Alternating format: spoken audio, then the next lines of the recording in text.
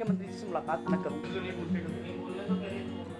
भैया आज जो आपके चैनल पे क्लिप चलती है अखबार कटिंग में, उसको दिखाते हैं कि साहब ये देखो वो दिखाते हैं, लेकिन दूसरी भी रहे कि ये देखो निर्दोष की ये क्लिप है, ये कटिंग है।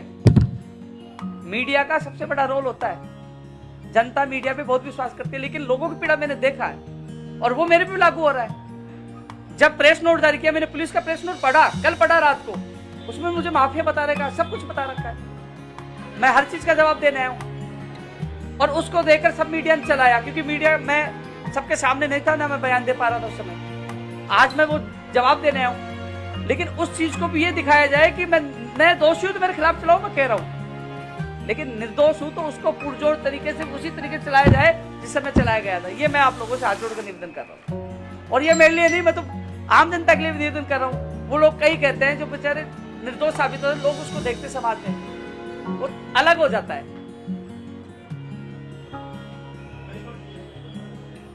आगे किसको लगाएंगे? आईफोन लगाएंगे।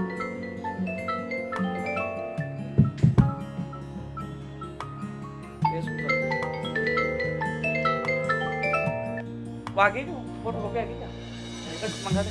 लाइट वाला क्या कह रहे हैं? बिना लाइट हो जाएगी कि सर? यार वेट करें।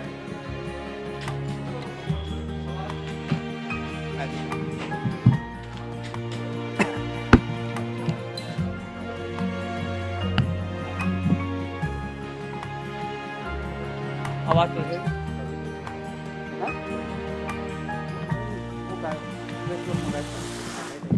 लाइट आएगी सर, वो बैठे पड़े। देखो प्रेस नोट नहीं आया तो मैं व्हाट्सएप कर दूंगा, लिखा हो मेरे पास है ना, वो व्हाट्सएप कर दूंगा, लिखा हो। ये भी नहीं आ रहा।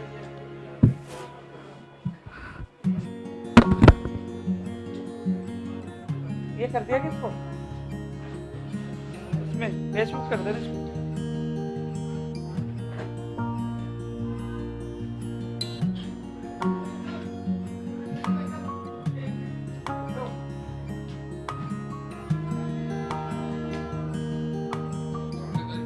Sir 2 minute sir.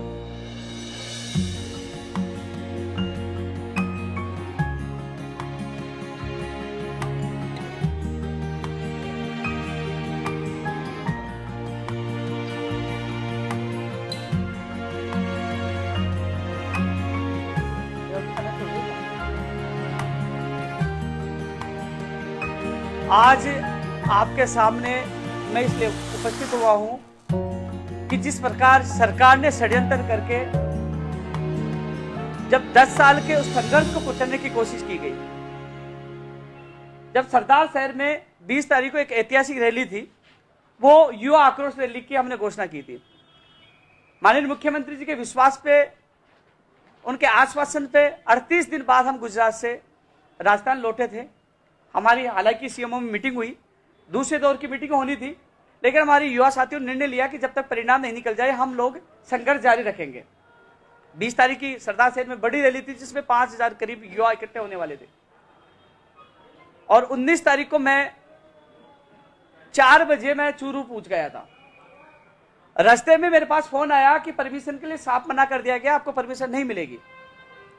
मैं वहां से सीधा कलेक्टर साहब के वहां ऑफिस गया।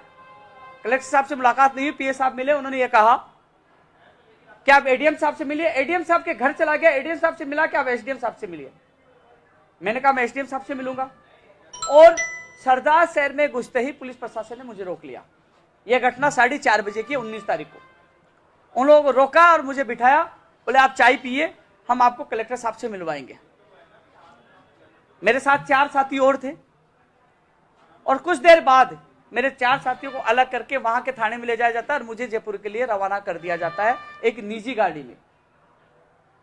मुझे लगा शायद मुझे डिटेन किया गया है, जयपुर छोड़ के आएंगे।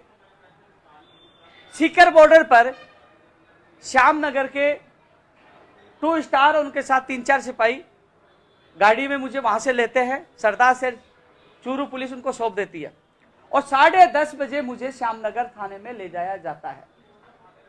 10:30 बजे से 3 बजे तक मुझे वहां बिठाया रखा जाता है, और 3 बजे मुझे थाने से निकाला जाता है और मुझे गाड़ी में बिठाकर 200 फीट बाईपास ले जाया जाता है। वहां चाय पिलाई जाती है और वहां बिठाया जाता है। करीब 2-3 घंटे हम वहां 2 घंटे करीब वहां रहते हैं। उसके बाद गाड़ी घूमकर हम लोग फिर हाईवे किंग के सामने जाते हैं, फिर वो चाय पिलाते हैं।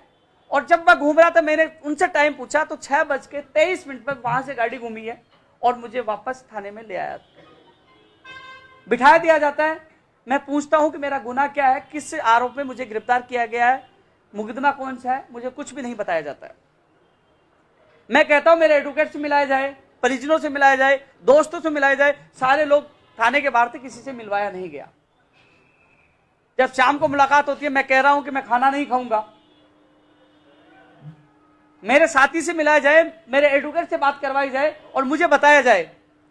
जब मुझे कहा जाता है कि 2016 में 259/2016 एक मुकदमा दर्ज हुआ है जिसमें क्षतिपूर्ति बॉन्ड पर आपके साइन है और आपको इस मामले में गिरफ्तार किया जाता है।